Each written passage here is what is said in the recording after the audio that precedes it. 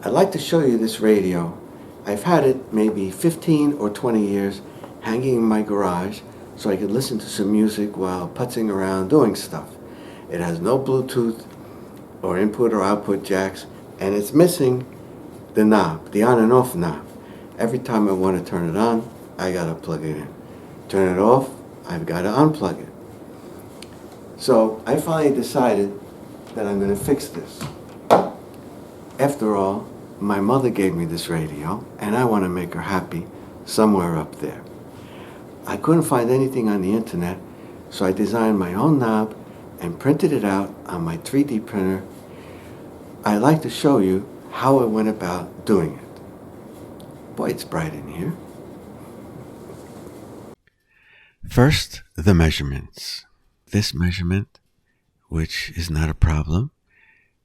The depth here, that's not a problem.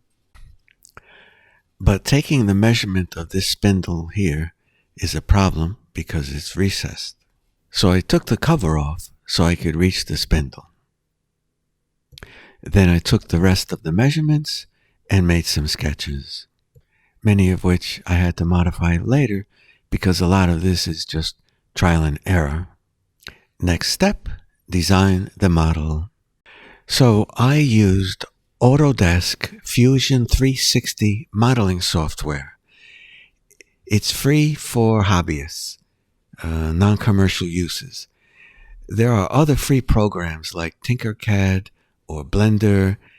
SketchUp might still have a free version.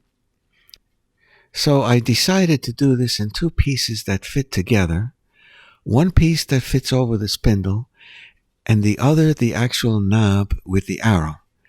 The spindle from the radio is flat on one end, and this was the easiest way to later line up the arrow on the knob to the correct position on the radio before gluing the two pieces together.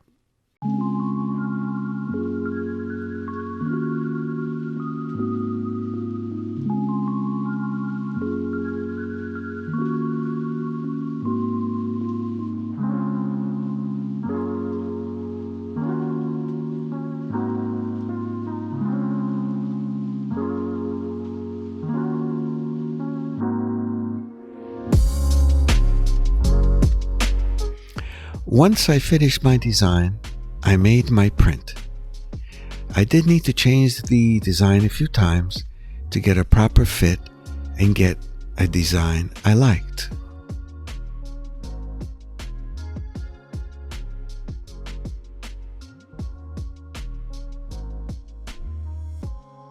The knob as installed.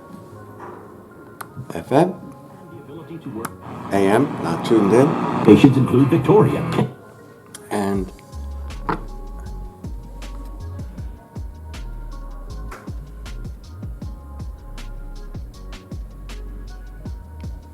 hope you enjoyed the video.